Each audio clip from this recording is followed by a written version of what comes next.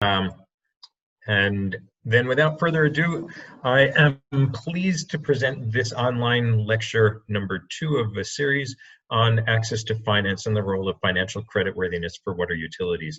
As Chris said, I'll be co-presenting along with Eyal, and very excited about sharing with so many people. I was tracking as we were getting started, and I saw that we have probably over 100 people who have joined at this point. So either you're very interested in the topic or you have nothing better to do with your afternoon or morning. And I'm glad to imagine and hopeful to imagine that it's more that you're really legitimately interested in this topic. This is probably a topic that a lot of people say is important, a topic people like to talk about, but not a topic that everybody clearly understands. So my goal with the presentation I'll be giving and the one that I've coordinated with Eyal is to really demystify what we mean when we talk about access to finance and creditworthiness for water utilities.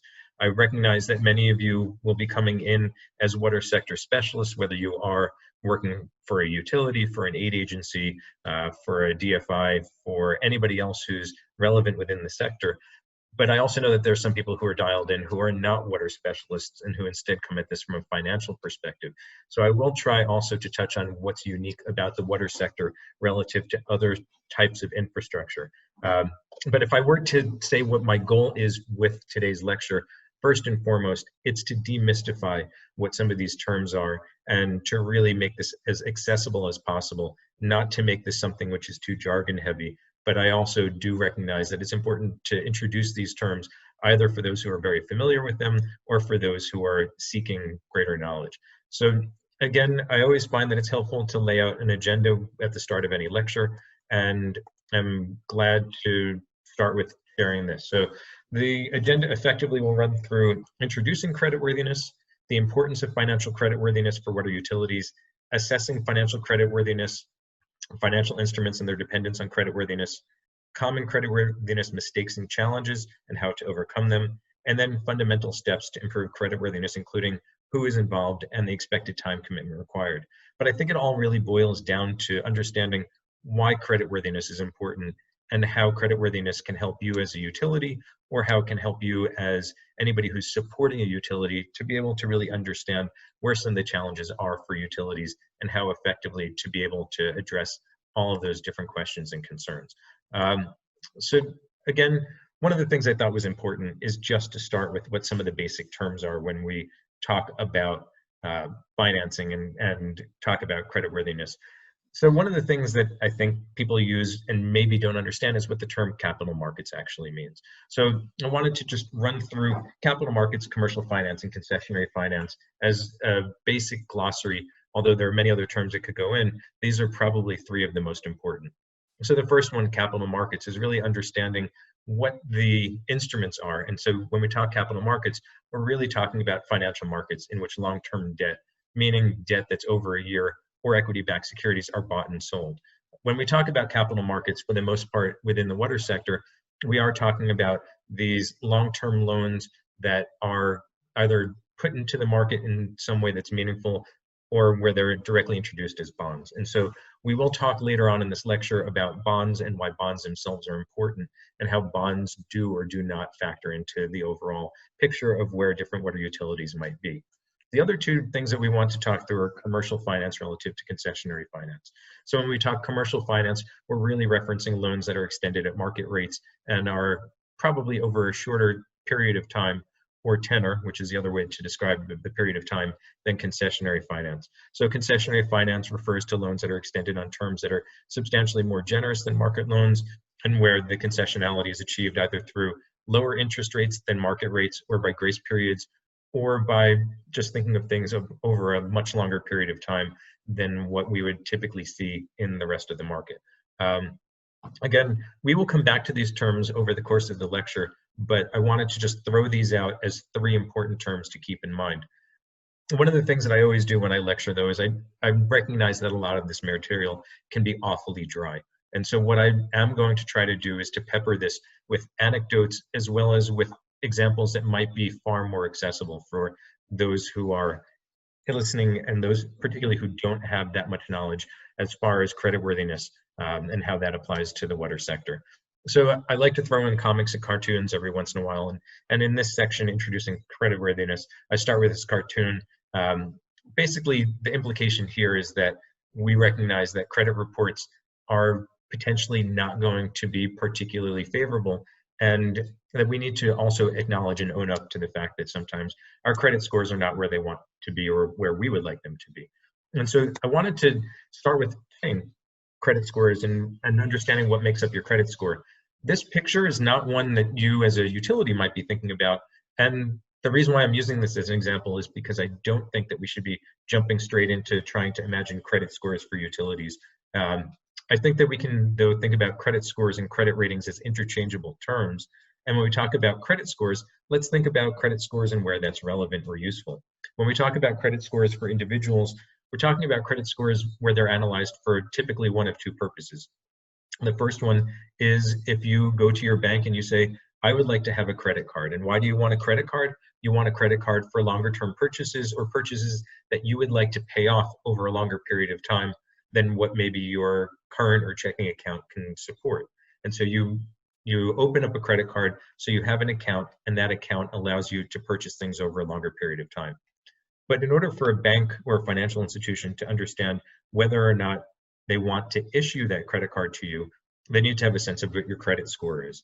And so they'll look to see what your payment history is like. So are you employed? What does your payment history indicate as far as the regularity of payment, the amount of money you receive payment on, whether you've been receiving payments for a long period of time, or whether you're recently hired for a particular position, what the credit mix might look like, what your debt looks like over a period of time, typically over the last 12 to 18 months, what your capacity looks like as far as whether you have other credit cards that are outstanding and open. And then also, if there is a sense of it, what the period of time would be that you can understand your credit to be in place, whether you're relatively new to the credit market and whether you don't have a credit card and have never had a credit card relative to somebody who might have multiple credit cards, all of which are caught up.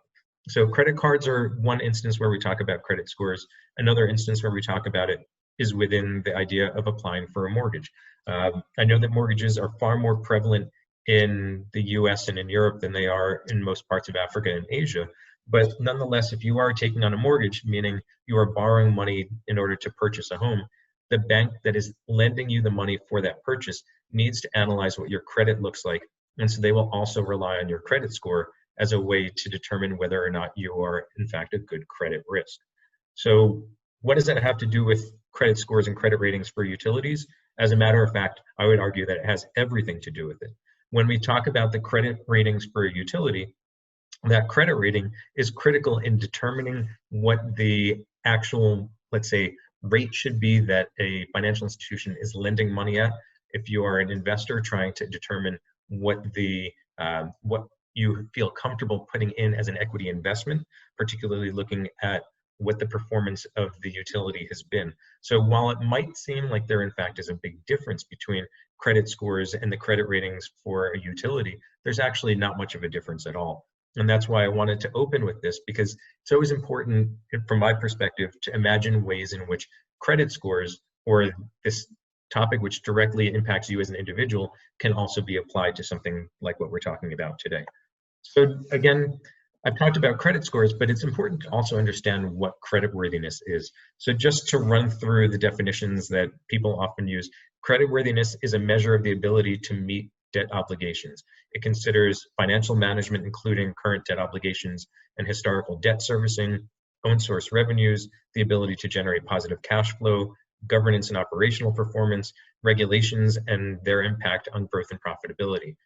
But when we talk about creditworthiness, we need to understand creditworthiness within a broader spectrum. So we can't talk about creditworthiness specifically as being, well, you are creditworthy and you are not. Instead, the major credit ratings agencies talk about credit ratings within various scores or ratings.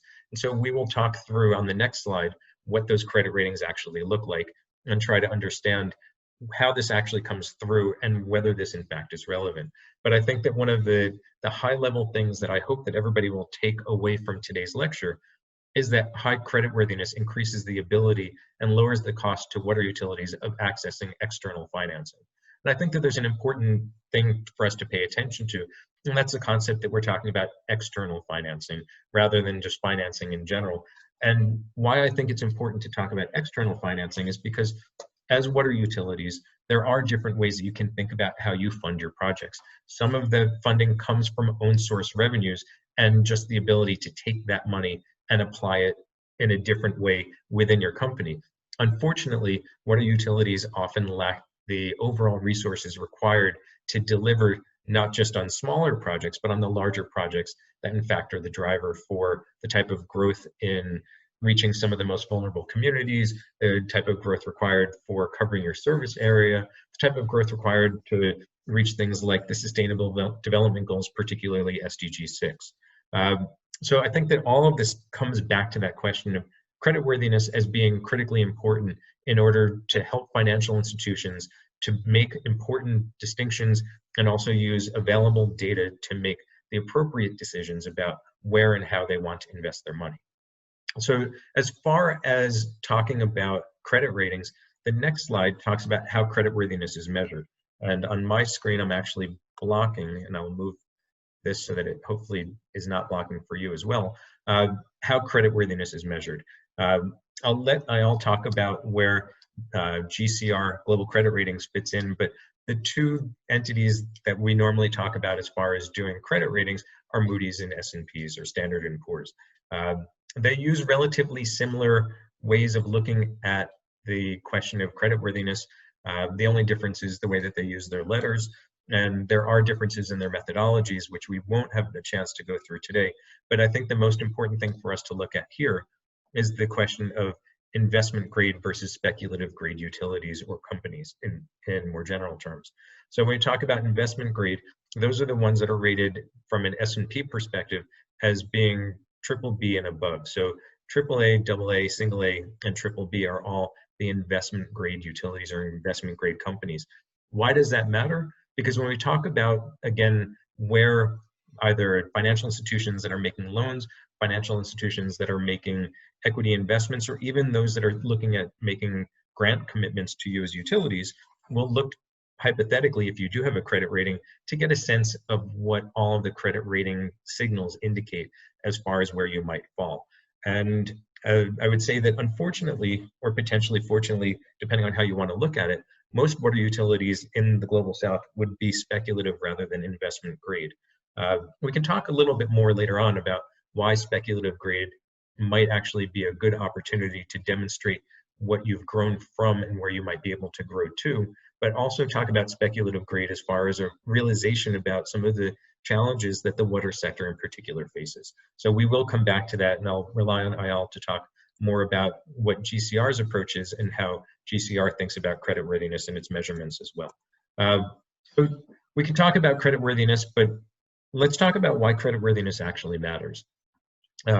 As a headline, again, credit ratings boost water utilities' financing prospects and help in decision-making, both for the utility, but also for those sources of finance that would be looking to come in. And we can talk about it within really 4 different buckets. The first bucket being access to capital markets. So thinking back to the glossary and the terms that I went through, capital markets is one of them. Access to capital markets is, I would say, critical for any water utility that has visions of growth and visions of being able to access money that's over a period of time where the assets that you're investing in match against the financing which is available. And so we will talk about this not just today, but in other lectures, this question of the fact that we often see a mismatch between the length of time of the financing, or the tenor, as I described earlier, and the asset's useful life itself. So one of the things that we can see through having access to capital markets is that, in fact, there is access to the type of money which is long-term. And receiving that formal credit rating allows water utilities often to get listed on capital markets, or at the very least to find instruments that allow them to access the funds that are required. So one of the examples that we'll run through later, both in terms of ratings, but also in terms of architecture, is the Kenya Pooled Water Fund, which through bond issuances has been able, at least hypothetically, to attract new investors to the water sector through its architecture. And we can talk a little bit about what some of the challenges are with the Kenya Pooled Water Fund, but I think in essence, we can talk about KPWF as being one of the instruments that really relies on credit ratings as a signal to investors that, in fact, this is a worthwhile investment and does allow for them to put their money in on a long-term basis, but for utilities to get long-term money and access to that long-term money. The other thing, so looking down this list, the second is that credit ratings are basically a trusted source of company information. Again, a credit rating agency is going to be an independent agency. And so they will conduct their credit review, which is part of the credit rating process, to see an independent viewpoint on what the water utility looks like. And this is, I would say, probably the most important element in my mind of why you get a credit rating. And that's because as a utility seeking financing, you can put your information out to the market and you can claim to be a strong utility and you can claim to be investment grade, but your claim itself might end up being something which ends up being potentially less worthwhile than coming from an independent credit rating agency. I see that there are some questions coming through. I see that Stephen raised his hand. I'm not sure how we best want to go through this. What I can say is that we probably will take a break after I finish the next few slides. So if you can mark down your questions, because I don't see the chat box, unfortunately, that would be a great time for us to talk through some of the things that come up. One thing that I forgot to mention, the way that we're intending to structure this lecture is I'll do this, let's say, opening third, Eyal will do the middle, and then I'll come back in for the final third. So we will take a break at 1/3 and 2/3 of the way through to go through any questions that come up. So Stephen, if you can jot down your question and anybody else who has questions, it would be great to be able to come back to those as we go through this. The next point though within this is talking about cost of capital. So we can talk about capital markets, but we can also talk about cost of capital. When we talk about cost of capital, that's really what are you as a utility paying for the financing that you're getting? And research has shown that higher credit ratings attract more favorable rates, and more favorable rates really normally materialize through either lower interest rates and or longer terms, which again is a cycle back to the fact that this is a factor of investor confidence in the companies seeking finance themselves. The final thing on this slide is streamlined operations. And this really comes down to the fact that regular, I would say, check-ins on your water utility functions, on your daily operations, will actually help you to improve your accountability and your efficiency. So I know that there are some entities out there that are trying to help water utilities to better track what their non-revenue water rates are like. So for those of you who are not water sector people, non-revenue water covers a number of different areas where the utility is not monetizing the water that it's producing for sale, whether that be due to physical loss, whether that be due to theft from the system, whether that be due to institutional payers or users that refuse to pay. All of those do impact the way that a water utility is functioning, and having these regular credit ratings allows you as a water utility to be able to basically have these check-ins. So it's almost like having an external audit rather than the internal audits that are normally conducted by you as the CFOs or other people within the finance departments of water utilities. But moving along to the next slide, because I am conscious of time and I want to make sure that we have sufficient time to talk through everything. I do want to also talk about how creditworthiness and access to finance intersect. So if you look at the diagram on the left-hand side, you'll see that there are 3 different areas of the pyramid. The bottom one is the operational or annual program side.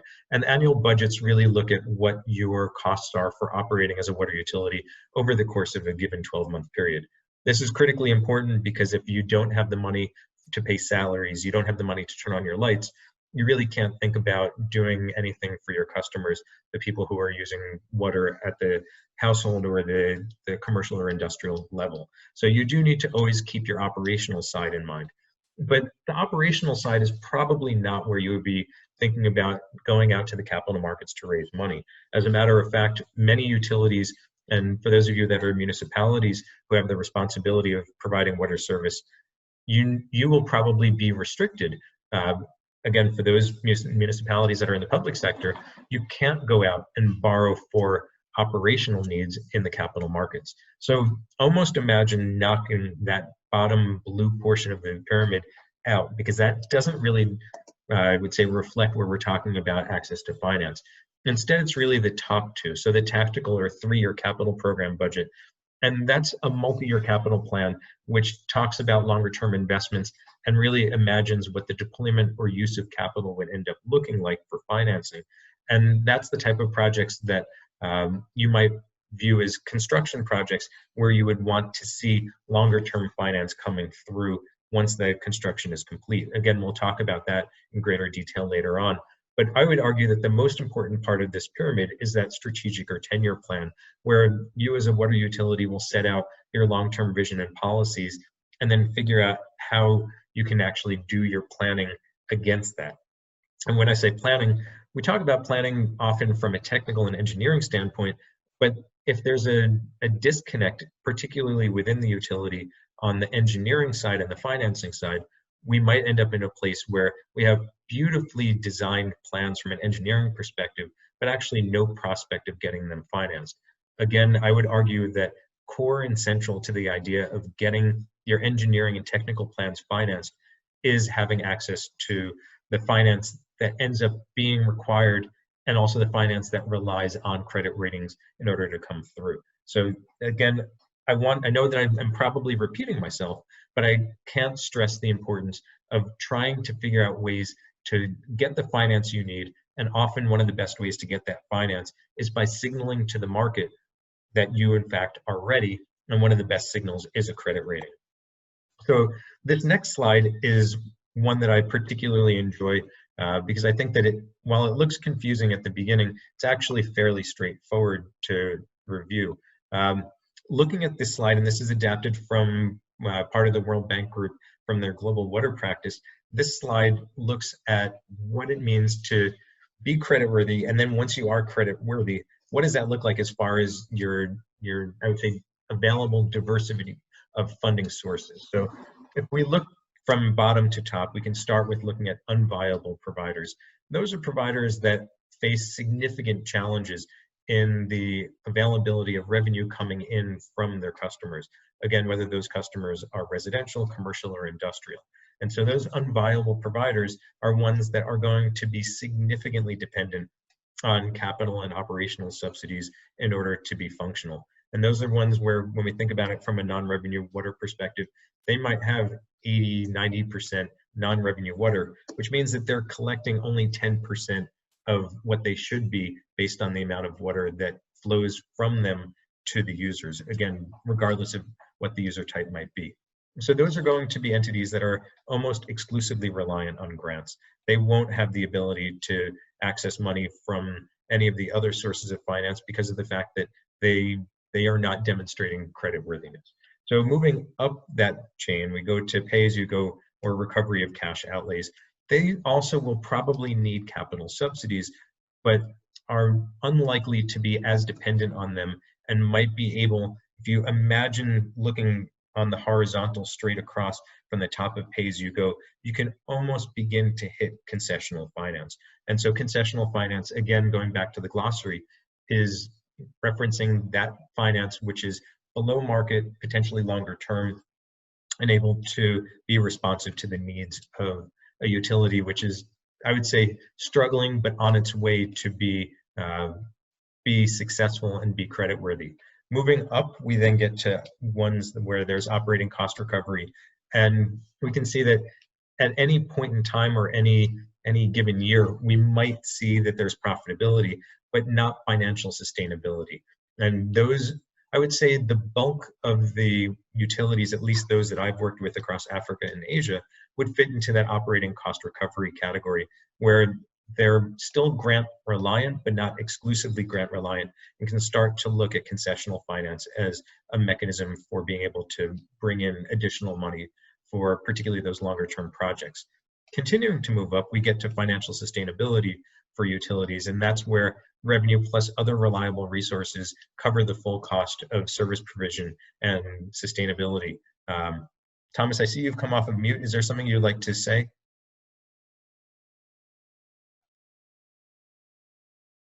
Okay, I guess not.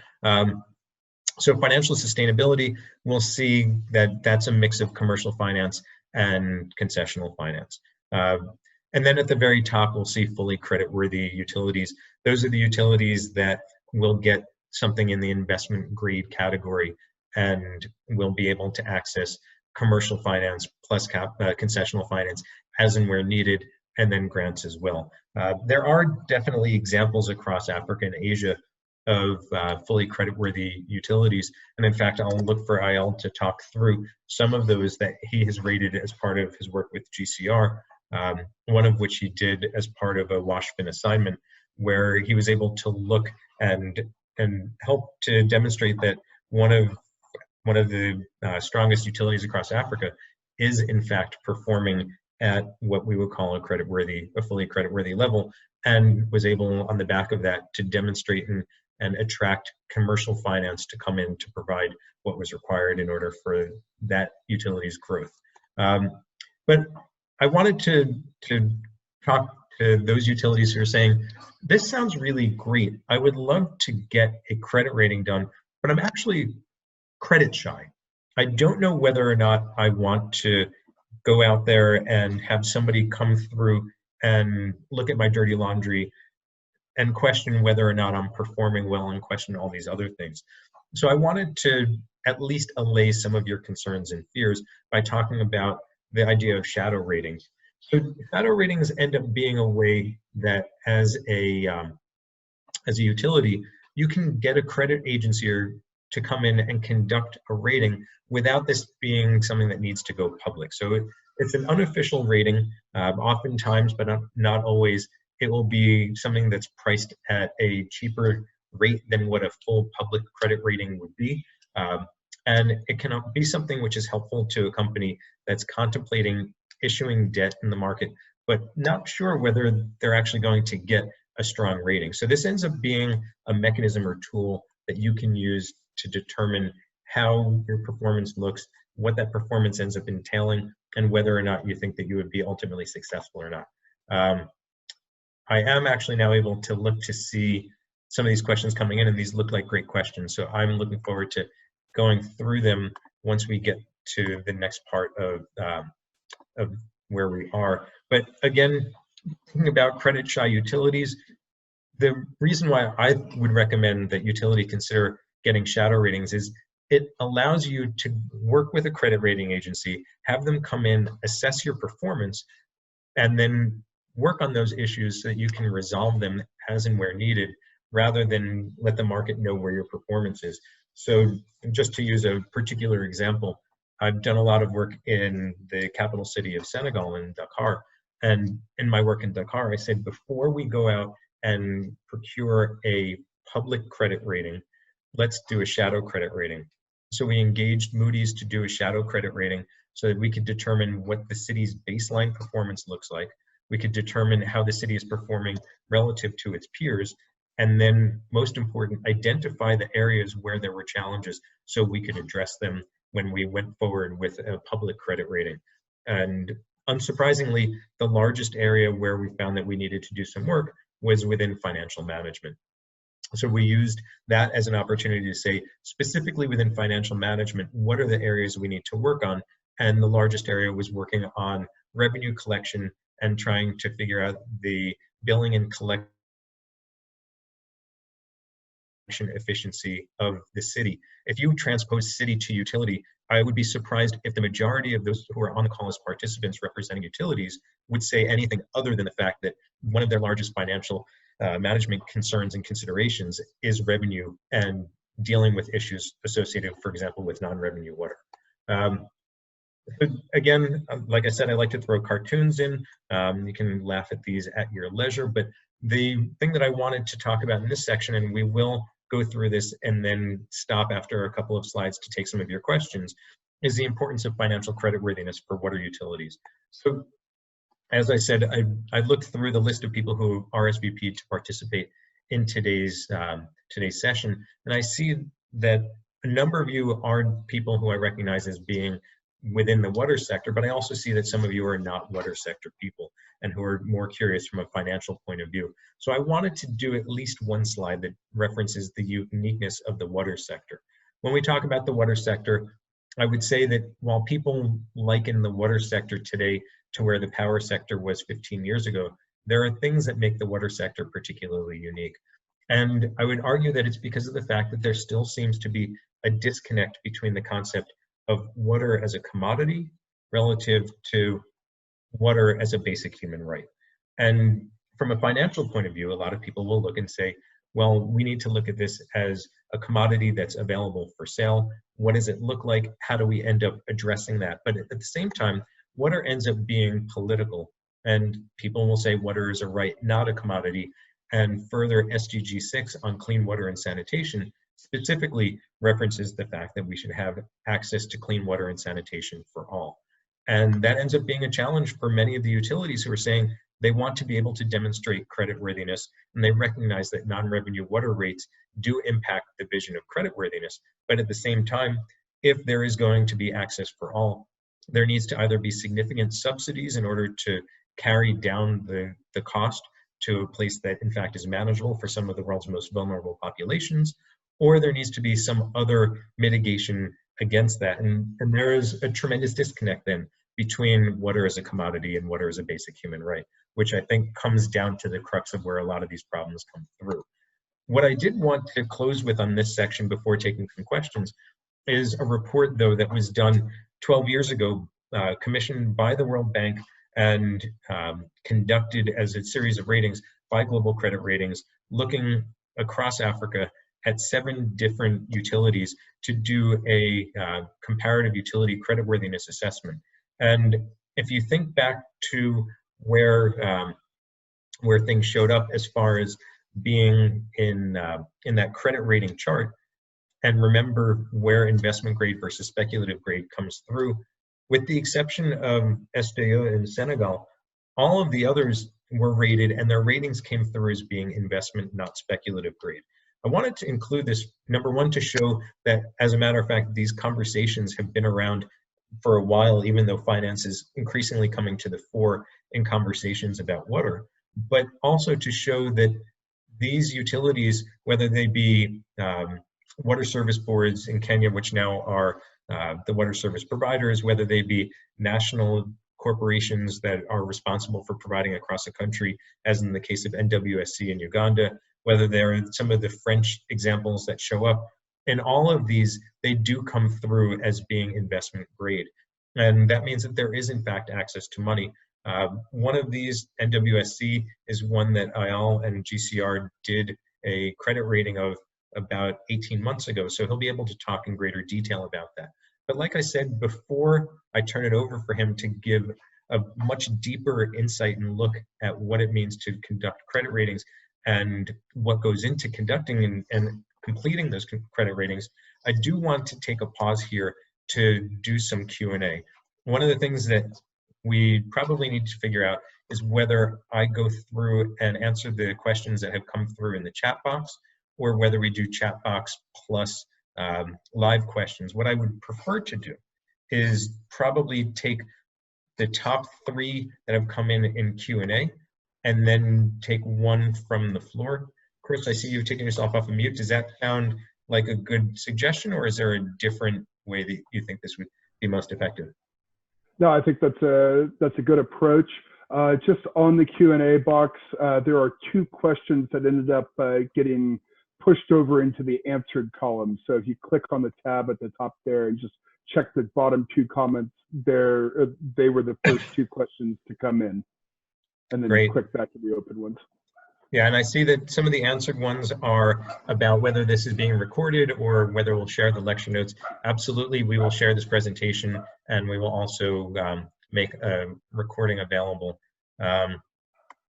So let me just go through. I see that there are now 10 questions that have come in just randomly. I see one: how would this be useful to grant-funded organizations and not-for-profits? I would argue that grant-funded organizations, whether they be utilities or otherwise, could find this to be particularly useful when trying to speak to the grant-making bodies. I think that one of the challenges, particularly in the COVID-19 era, is that a lot of people say, well, we're concerned about what our financials are going to show as far as our performance. I've read that there's been an anticipated drop that's now been realized of up to 50 to 60% of revenue in for many of the utilities across Africa and Asia. And I could understand that I would be concerned if I were a CFO, do I want to get a credit rating done right now? Remember, and again, Eyal will explain this in greater detail, but your financial performance is only a portion of what your overall credit rating looks like. There's a significant amount of consideration of internal management, of corporate governance, of what your plans look like. And so I would say that your demonstration of your resilience during an epidemic like this actually might play to your favor rather than be something negative. So I would think that that's something that we can go through in trying to imagine this. We can look at that when Eyal presents, and I'll come back through this. Next question I see is, can a utility, can a utility's credit rating differ significantly from a country credit rating, considering that most utilities are either directly or indirectly linked to national government? So I would first say that it would be important to make the distinction between, and looking at the screen itself, the fact that there are some water service providers that are part of county government, particularly in Kenya, relative to the national utilities or the national entities like those in Uganda and arguably those that are found in West Africa and in North Africa. But I would say that regardless, there would be a difference between what the credit rating would look like from a utility and then what the national credit rating would be. The national credit rating is going to set the sovereign ceiling. And I would argue that we would not ever see an instance where a utility would be able to pierce that sovereign ceiling, meaning that it would be able to get a credit rating higher than what national government would get. But I would say that there could be a significant discrepancy between what the national credit rating is and what a utility credit rating is, particularly if a utility is a poor performer or if it does have a significant amount of internal challenges. So I would say that yes, there would be a difference and potentially a large discrepancy, despite the fact that utilities are either directly or indirectly linked to national government. And that's, again, a function of the fact that while national government will typically provide some sort of subsidy, that's not going to represent the exclusive sort of finances coming in. In fact, I would say that the revenue coming in from users ends up being far more of a consideration. But again, I'll leave that to Eyal. I'll do one more question from this. So I see a question, can you discuss the depth of capital markets as a constraint? Do Senegal and Tunisia have enough availability, as an example? I would say that's actually a terrific question. I would love to do an entirely separate lecture on the topic, but I'll take 30 seconds to answer it nonetheless. The depth of the capital markets is actually far more profound than what a lot of people give it credit for. And that's because we can talk about capital markets not only in the form of lending that's available from commercial banks, from development finance institutions, and from other participants from that side who are offering loans, but there's also a significant amount, and actually this is more of where I would even say capital markets exist, of money which is tied up in institutional investors that are prepared, as a matter of fact, to invest through bond issuance into utilities. And so that can take the form of these pooled mechanisms, and so I'll run through the Kenya Pooled Water Fund as an example, but also can take the form of discrete bond issuances by individual utilities that are looking to come to market. I would say that that's something that is increasingly coming to the fore, and in particular, when people talk about domestic resource mobilization, I would say that that's critical to that conversation. As I promised, though, I will take one question from the floor. So is there anybody who quickly will raise their hand, who Thomas can help me to unmute, who would like to pose a question before I turn over for Eyal?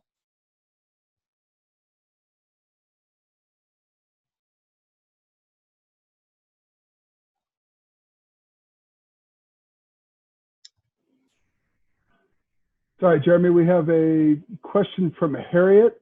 I'm going to unmute Harriet right now if I can.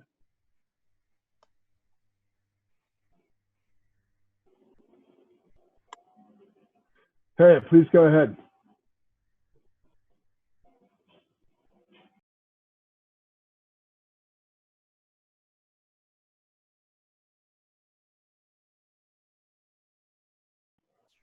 Sorry, I'm not getting the question from the audience. I'm not hearing it.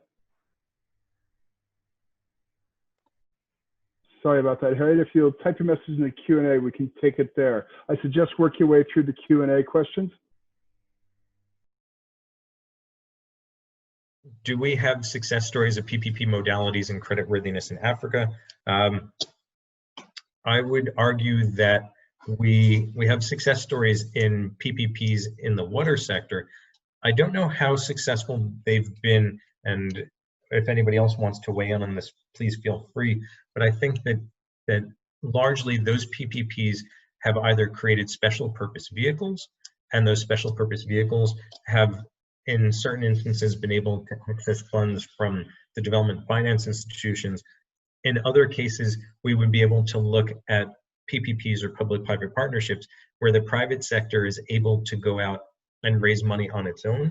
But I don't know whether there would be specific examples where we can talk about creditworthiness for this as an example. I do know though, and so I've done some work in Zambia helping Lusaka Water trying to look at how it might be able to access money for a project that's being considered under the Lusaka Water Security Initiative, under LUCI, where there are conversations about creating a special purpose vehicle in Lusaka West, where it would be a public-private partnership effectively between Lusaka Water and that special purpose vehicle where Coca-Cola and other private sector entities would come in. And I would argue in that instance, creating that special purpose vehicle, which would be its own financial instrument that would be able to raise money in the market, given the size of that transaction, it might make sense for that to be something that would be issued as a bond in the local market in Zambia. And because of the fact that institutional investors are in fact interested in investing into the water sector, because of the fact that we'd be talking a very long-term instrument, there would be pension funds and insurance companies that would have strong appetite. One thing that I haven't mentioned thus far is that a lot of those pension funds and insurance companies need to see an investment grade rating from either the instrument or the issuer. And so if we were to imagine this, there would probably need to be some sort of credit enhancement that would enable the instrument to go from being, let's say, speculative grade to investment grade. And that sort of instrument would be really helpful, because we would see, for example, this coming in as a speculative grade beneath that BBB, and a credit enhancement, whether it come in from a DFI or an aid agency offering that, or whether it come in from a private sector entity that's prepared to issue a credit enhancement, would be something critical in order to enable that domestic resource mobilization from pension funds investing directly into utilities. But I know that that's probably a little more detailed than what some of you would like to be investigating. I will, at this point, be stopping with my part of the presentation so that Eyal can talk through the specifics of what it means to be doing a credit assessment, and then we'll come back into some of these conversational points and questions. Because I do see that there are going on 20 questions that are coming up, and there are 100 people who are in the room. One thing that we can always do as a follow-on is I will take all of these questions, review them with my colleagues, and we will post the answers to those questions, because I don't know if we will have a chance to answer every single one of them.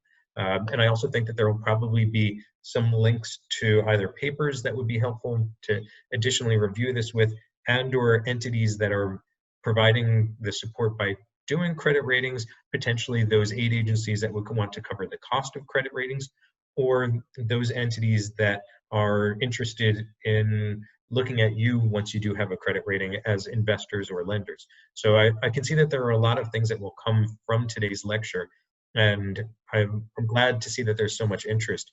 I will again stop here, turn it over for Eyal. Eyal, I'm going to give you remote control of the presentation, and I will mute myself so that you can run through all of this. But again, thrilled to see so much interest, and looking forward to picking this up after Eyal finishes with his section of the presentation. So Eyal, over to you.